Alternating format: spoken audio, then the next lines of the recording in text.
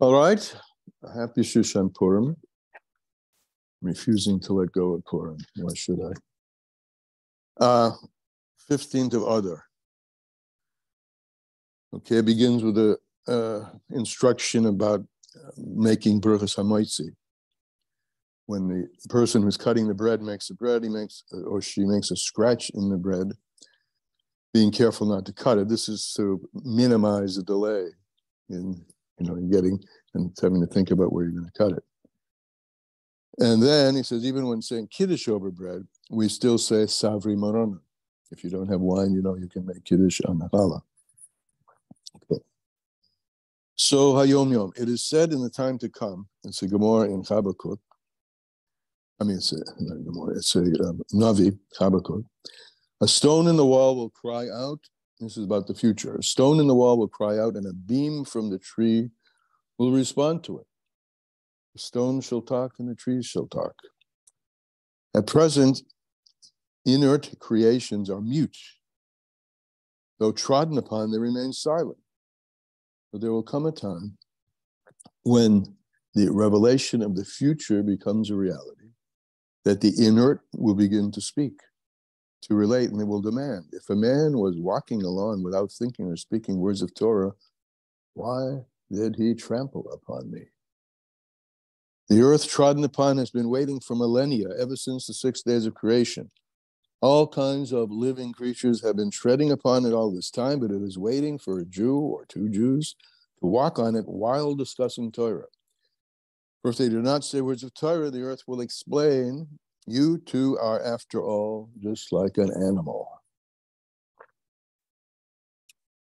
Well, that Hayom Yom is resonant with something we'll come upon in yesterday's Tanya, which is chapter 34 in Lessons in Tanya, page 442. So today we're going to do the yesterday and today, which is the whole of that chapter, chapter 34, which begins on page Mem Gimel in the classic Tanya. Okay, so in Medai Zeis, this is known. This is the big thing that the Alter Rebbe is telling us. This is known. The avos are makava. A chariot. A chariot has no will of its own, does only what the rider wants. We explained the day before yesterday. For example, Avraham, his name was an Aver Ma. Avar, Aleph, Bez, Resh, that's the first part of his name, and Ham reversed is Ma. Ma is the ineffable, the essential, if you will, close to the essential anyway of Hashem, and that's drawn into his limbs. So he is a living organism of which contains in an explicit, revealed way, godliness. He's a chariot. He has no other will but to do God's will.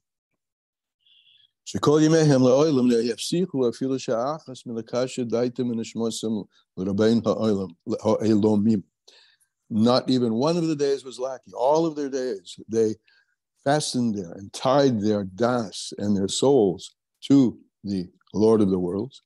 But Bithul Hanal with a complete given overness, as we've spoken about it earlier, Yehudi is born to God's unity. And after them, inheriting after them, an aspect of this, not exactly the same. The Avos, of course, distinguished from the prophets who came later. But after them, the prophets, each prophet according to the level of his soul, the hasagosa, and his understanding. However, and the level of Moshe Rabbeinu rises above all of them. He is the prophet of the prophets, the one who contains the root of prophecy, if you will say such a thing. Moshe Rabbeinu rose above all of them. Al kulana she'amru alav, as it says about Moshe Rabbeinu, it says about him, the divine presence spoke from the throat of Moshe Rabbeinu. And something like this, of the Shekhinah speaking from one's throat, is the merit that we have inherited from our fathers and from the prophets, Moshe Rabbeinu particularly. All Yisrael has merited.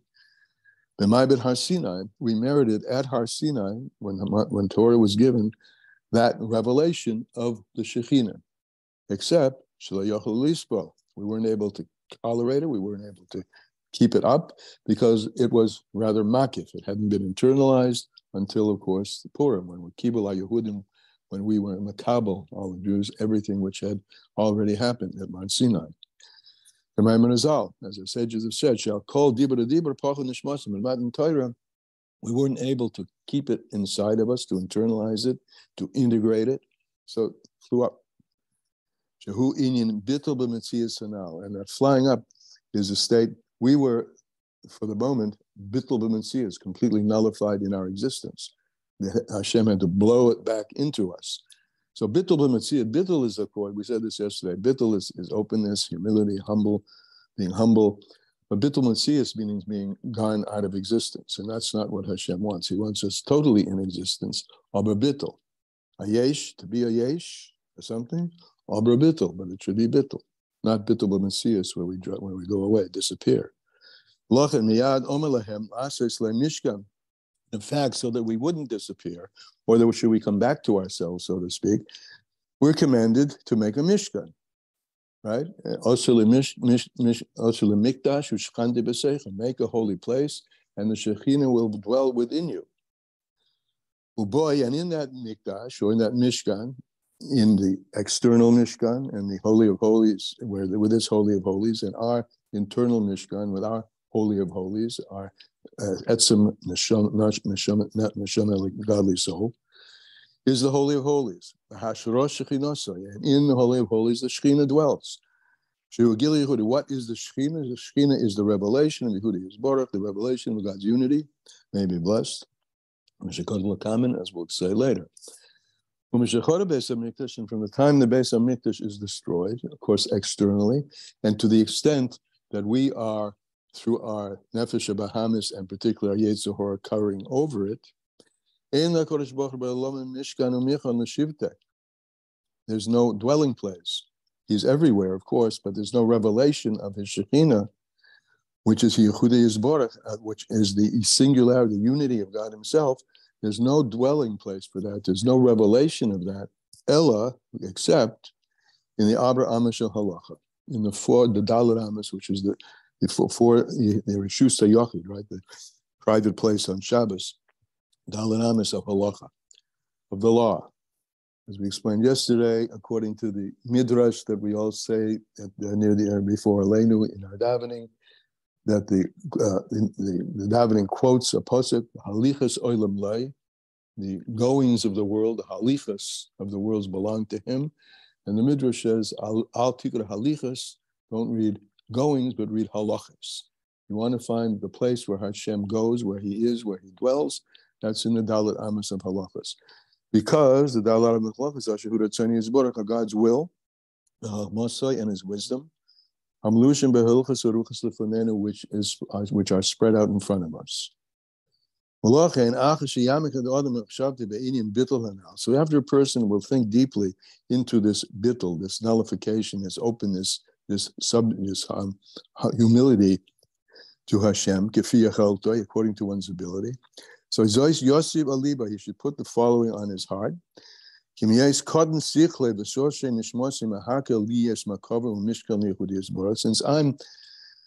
I'm small, I don't have the neshama of Atzilus necessarily. I'm certainly not at the level of the Avos to be a dwelling for God himself, as they were chariots to Hashem, the emes lamita, in the absolutely truthful way. Because I don't grasp Hashem at all in my understanding. Any kind of understanding in the world. Not even a trace of what the Avos and the Imois and Moshe Rabbeinu were able to grasp. As he says, not even a trace of the understanding that the Avos and the prophets had. So since I don't have that capability, therefore, in order for me to make a dwelling place for him, it's not going to be Shechina medaberes in the groinoi, in my own throat. I mean, it is, right? I mean, the Shekhinah is within us, and we've been speaking over and over, but it's in a state of concealment. On the one hand, there's tremendous joy that we should have and do have which certain particular times are drawn out for that, like Purim, right? The time of Simcha is a Simcha of the Nefesh, that the Nefesh Elokis is within us and we can touch that power occasionally, right? But most of the time, or at least more of the time, we're not touching it in the sense that it's speaking and revealed godliness from our mouth. So since on one, sometimes it is, but sometimes it isn't. But I can always be in contact with Hashem's speech, with what his speech is, what he wants, is expressed in the words of halacha, and what he wants from us, which is expressed in the words of halacha, to connect with him. So I can do this. I can make a dwelling place for him, where by my occupation and getting busy with Talmud Torah, with learning Torah, according to my free time, by making fixed times for Torah night and day and night. According to the law, the halacha, I can immerse myself in the halacha. Each one, Talmud Torah, as is explained in the halachas of Talmud Torah itself, the laws of Talmud Torah, how to learn Torah. Learning Torah are part of the Shulchan Aruch. As our sages have said, even if your day and your world is constructed so that you only have one time of day in the morning to learn, so that's fulfilling the mitzvah. Because Hashem, after all, gives you your day, gives you the life that you have, and gives you the need for what you need to do. But if that kind of day is filled mainly with other stuff, at least in the morning, Perek Echad B'Shachris, and then it goes on in Perek Echad B'Arvis. At least touch the laws of the Torah in the morning and at night. Yismach liboy, and be very joyful in heart for this, b'yogo, and very happy. And give thanks for the portion, and be joyful in goodness of heart. That you have been blessed with the ability to be a host to the Gavur, the powerful one, at least twice a day. Each according to the free time you have, and the way and the amount of capability you have with your hand, which Hashem broadened you enough for this, and will broaden you and can broaden you for more. Now today, now if Hashem gives you more time, your day is not so chock full of must-dos other than Torah. You've got more free time on your hand. So this is Hashem broadened your capability to contact him, so to speak. Im Yaakov Hashem it gives you more. Azai Torah Yodayim Yosef Oimetz U'Machshava Tova. So for your pure hands, you should add to your pure hands and strengthen them, and strengthen it with good thoughts more time in the day. And to also, even in the time of the day when you're busy with your worldly things, Masumadin is business, whatever your business is, you have time for other things. You're not necessarily able to capture free moments to sit and learn Torah, but maybe you can. And I've said before that one of the blessings of the Rebbe always spoke about the positive capabilities of technology, particularly in the days when we did Hanukkah Live. Before there was the internet, there were commercial networks, and the Rebbe utilized those and satellites to bring everybody together, as some of us were there, and others of us, I'm sure, know about this.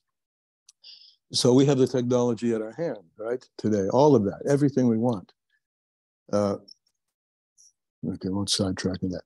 We have everything we want in front of us. We can grab a moment of halacha, even a halacha of immersing ourselves in the Torah. But in addition to that, we have the interplay and the interfacing with other people to do acts of tzedakah, whether with money or with kindness, etc., words of kindness that brings fill a need for somebody else. So we have a place to be a mochin l'shivti yisbor b'nesina tzedakah, by giving tzedakah. That we give. When do you give tzedakah? You work for something and you give it. Here we're talking particularly about money. And when doing that, you are imitating Hashem. Hashem says, imitate my ways. Mahu rochim, just as he is compassionate, we can be passionate, can be compassionate. As is written in the Zohar, Chesed derei yamina. Chesed is the right hand. This is speaking about the Sfiros, of course, where the attribute of the right hand is kindness, is giving, God. This is talking about God. But similarly, we are built, right? We have 10 koichos, which are connected the Esher Sfiros, and we have the hand to give kindness. And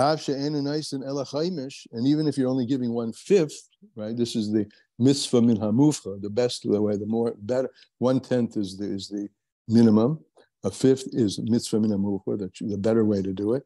So only 1/5, 4/5 are being left over for your own sustenance in life. But 1/5, even if you're giving over 1/5, so the others goes with it. The 1/5 brings all the other 4 parts also to Hashem. That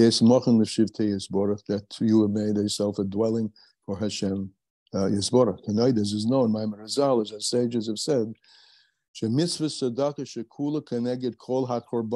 here's where we learn this from, that 1/5 brings, also elevates the other 4/5.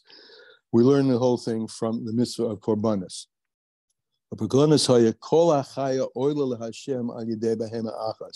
When a person brought one animal on the mizbeach, the entirety of all living creatures, of the world of living creatures, was elevated. And in terms of the vegetation, is soren solis, 1/10 of a mincha offering, the flour offering, which comes from grain, elevated all the vegetative world as well. That 1/10 of flour had to be mixed in oil, but 1/10 redeemed the whole vegetative kingdom. One animal redeemed or elevated the whole animal kingdom. So 1/5 of what we give elevates all the money and all the effort that we're doing. Besides this, when we, in the time of learning and davening, as he says, when the time we're davening, we're taking the other 4/5 of the food that we've been eating, right? The money we spent on the things that we need, and we're using that energy to daven and to be involved in mitzvahs. So that's Odel Hashem Kol Masha Ochel B'Shasa. That elevates to Hashem everything, all of what you've been eating and drinking. And all that we've had, and all that you've had pleasure from, all that other 4 parts goes up. The Brias Guf, that's other 4 parts that you've been utilizing. The Brias Gufoi Kamashikos Lakaman for the health and maintenance of your body. Now, in summing up here, in speaking about all the particularities of the joy that you have by becoming what we said, the language we quoted yesterday's, but we said it today, becoming a host to Hashem, by bringing Hashem within you, by taking the Shekhinah and not, yes, bringing it within you, but really meaning exposing it and allowing its energies to flow forth, with an effusion of godliness. So in everything we've said about that, in terms of the simcha of the joy of what we just spoke about, oh, don't think that all of this joy interferes with you also. We're not forgetting or remembering the other half, the other side, that we still, most of us still are somewhat and sometimes in the throes of the Nefesh HaBahamis and the Yetzer Hara. So all of this joy shouldn't interfere with your another avoida, which is the opposite kind of avoida. This is the avoida of simcha. The opposite avoida of simcha is nivza be'enav, as we've spoken about, to despise the negative, the drag, the darkness, the Yetzer Hara, and the animal, and to the extent that it brings you down and locks you into affairs of this world. That should be nimos, despised, despicable. And that should cause a broken heart, v'lev nishbar, v'ruach nemucha, and a humbleness of spirit, b'shas ha-simcha mamish, in the time of simcha mamish. Now, this is a difficult thing, and I don't know how. I mean, it's very difficult. Let's leave it at that. Whether any of you out there have experienced this, you can tell us or not. But to be besimcha and at the same time be aware of the other side, which draws you down and away from that. So he says that both of these should be in front of your eyes, as he says, b'shas ha-simcha mamish, at the time of simcha mamish, and even when you're in the midst of the joy.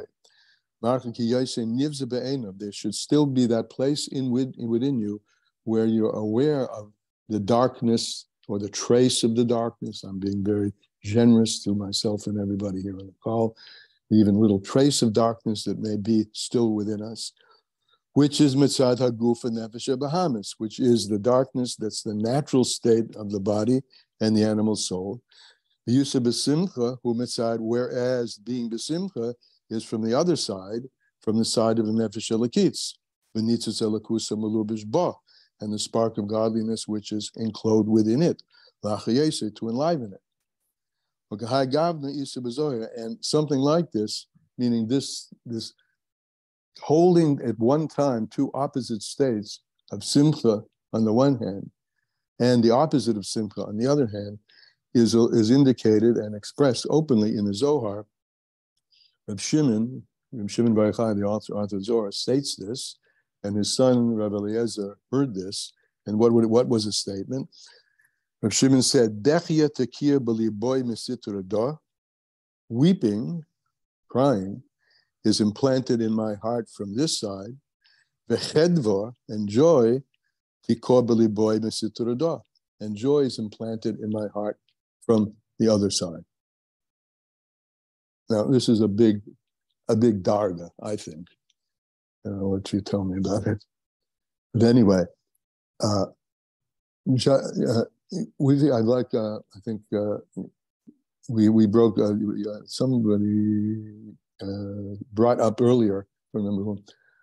Yes, the notion of Beinoni moments. We coined that word, I think, that expression at this class quite a way back. Yehuda's idea, you brought it up. Beinoni moment. The Beinoni moment is when, yes, at that moment, I'm a Beinoni, right? The machshava rises up to my head, but I don't grab it at all. I don't even take it into my brain to cogitate about it. But at the same time, I'm aware that it's there, right? So on the one hand, I'm very happy that I'm not grabbing a hold of it, and I'm not letting it interfere. On the contrary, my joy is overcoming that. But at the same time, I'm honest with myself and I'm aware of it, and I have more work to do.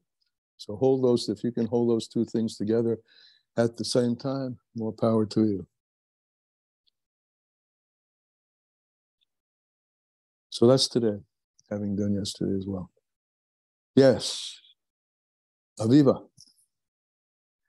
So I think that the Tanya and Chassid really is a big proponent for compartmentalization. You have to be able to compartmentalize. The same thing that we said before, when you have to, they're 18 uzmanim to contemplate, what was good or bad about my day or whatever, but you can't take it into the rest of your day. You have to select a time. So here too, you have a compartmentalization of joy and what the opposite is. And compartmentalization goes in with paradox. Like you have to be able to do to handle these two things if you want to be frum. That's it. That's all. You have to. The only difference here on this page is you're absolutely right. But as you said, there are times which have been designated, right? Atzei Ratzonim or Eis Ratzon, particular times. Here, the difference on this page is to do them both at the same time. And that's a real paradox. But yeah, for most of us, it's enough, or halavai, it should be enough to feel simcha at the time that you're supposed to feel simcha, and to feel the opposite at a different time. Compartmentalization in time. Here it's bringing them both together at the same moment. That's what I say is kind of difficult, at least for me. I don't understand the value of not being fully present with the simcha. No. It is being fully present with the simcha and being fully present with the opposite at the same time. Why do you need to bring in the opposite at the same time? In other words, it would seem to me, it seems counterintuitive that when you're fully present with the simcha, be fully present and don't even acknowledge that the other exists. Why do you have to do that at the time that you're, like Aviv was talking about, compartmentalization. Here it doesn't, like you were just saying it. We're not doing that. We're trying to hold these two poles simultaneously, and it just seems like it would dilute the. Yeah, but it doesn't. See, I'll offer this on my own. This thing, I don't think this is shaykhus to the average bloke. Okay. I don't think it's okay. I don't think it is. But it's here on the page, so I'll let others who have a different perspective on it than I do say that how it is. But imagine that I know it's, first of all, it's just a question of just being honest with yourself. But see, even that sounds kind of down, doesn't it? I'm being honest with myself. And if I'm honest with myself, I know that I'm not 100% godly. I've got this other part. I don't think, and this is just me saying, I don't think that the Shimon Bar Yochai is prescribing this as a recipe for the average person. I think it's just a statement that he said to characterize himself, that he is in a state of holism, holistic. He's a holistic whole, and he sees both of these things together. That's the way I take it. But, well, it seems that there, of course, there are things that we are sad about. Let's say things, that very real things that we go through in life, and so to me, the saying that we can hold both sadness and joy at the same time, I always interpreted it as, yeah, we're sad because we're in gullus, we're sad because we have a situation in our life that is unresolved and heartbreaking, but at the same time, we're enjoined to be besimcha. So I didn't think that it was interpreted this way, that you should dafka, like, make yourself aware of of the shortcomings and your very humanness, like that. You have to like make sure, don't get too happy, because in reality you can't, you're not really holding there. I just thought it was sure. That's how I take it also, because that's doable, right? I take it that way too. I don't take it that it's simultaneously. But he said, actually I saw something. I'll hold on here. Lessons in Tanya, I think. Yeah, he says, here's how it says in Lessons in Tanya. Rabbi Lezer exclaimed these words upon hearing from his father, Rab Shimon, an esoteric exposition on the destruction of the temple. On the one hand, now he felt even more keenly the enormity of the tragedy, and the other hand, now he was filled with joy over the secrets of Torah being revealed to him. So that's the way it was by him, and now which encompass both. I take it the way you take it. Okay. Yeah. Somebody else? Sarah. I wasn't following inside, but I have a question and a comment. So first of all, does the Rebbe say that we should hold sadness, particularly with the joy, or what's the exact wording of what we should hold? What's the exact words? Okay, here's the exact words. In all the details that we said about this simcha, I'm not saying the Hebrew words, I'm just translating them directly.